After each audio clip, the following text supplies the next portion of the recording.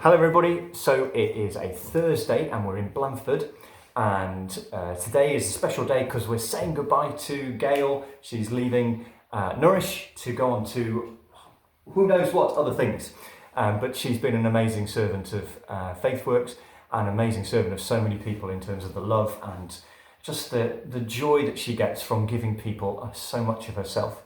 Anyway, it's August, so we're going to have little chats with different people from across the different teams, and maybe you haven't yet met Nikki.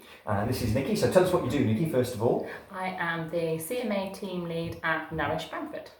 And unpack that a bit. What does that mean in terms of what you do on a day-to-day? So what have you done today, for example? So I've had a client appointment this morning, and I'm going to go into another one in a minute. On Tuesdays and Thursdays, I work in the food bank doing face-to-face client appointments and triaging for any of the guests that come in if they have any debt queries or energy problems or local issues relating to finances and debt.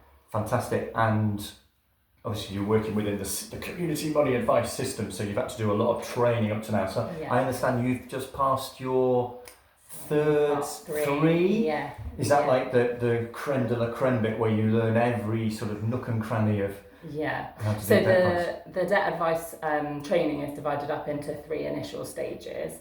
After parts 1 and 2, there's a short test, and you can then call yourself a debt advisor and start meeting clients, not on your own, but on your own. And then the part 3 training usually takes, you do it about 6 months. Yes, after you've got a bit of experience. Once you've built up some experience, and it gives you some more in-depth knowledge into things that might happen. We salute you. Well done for getting great at stage 3. A little victory, little story of where you've seen some real difference for somebody. Yeah, so I've had a client who came to us a few months ago who was 2 weeks away from being evicted from her property. She lives in the property with her daughter. She was at risk of having her daughter removed from her care because things were just so up in the air. We managed to get her onto an assisted voluntary sale scheme. She's happy to sell the property, so she was over the moon.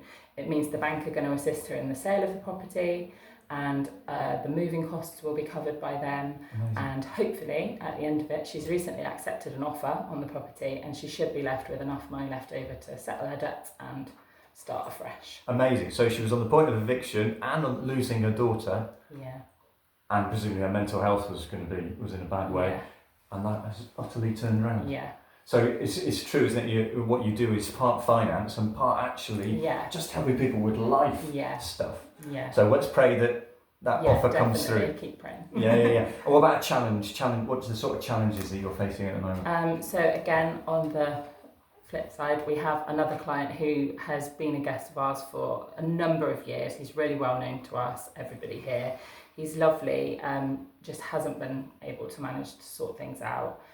He has been evicted from his property, but through coming to the food bank, we've managed to link him in with U-Trust, and they are supporting him through his homelessness application. So that's another local charity here who are...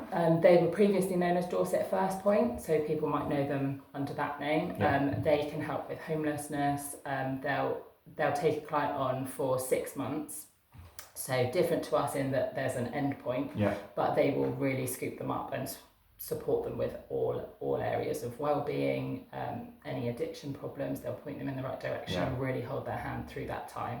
And I did see him on Tuesday, and he was as good as he could be, but obviously it's always really challenging when you... So you're facing these two things, aren't you, where you've got a long journey for some people who are not going to see it, and that's one of the things that we love, isn't it, about community money advice, is it's not just for a short time, we're actually in it for the journey. So thank you for battling through that one. We'll pray for that chat. Anything outside of work? What's happening for you in your wider life? In my wider life, I have 2 little girls at home, and my youngest, Holly, will be starting school in September, So you'll be buying all the clothes and trying to get the... school shoes, all the uniform and everything, getting her sorted. Well, Nikki, thank you for what you're doing. Thank you. Have fun with your kids over the summer while you can. Thank you. And thank you everybody for what you're doing, and I hope you have a really good week.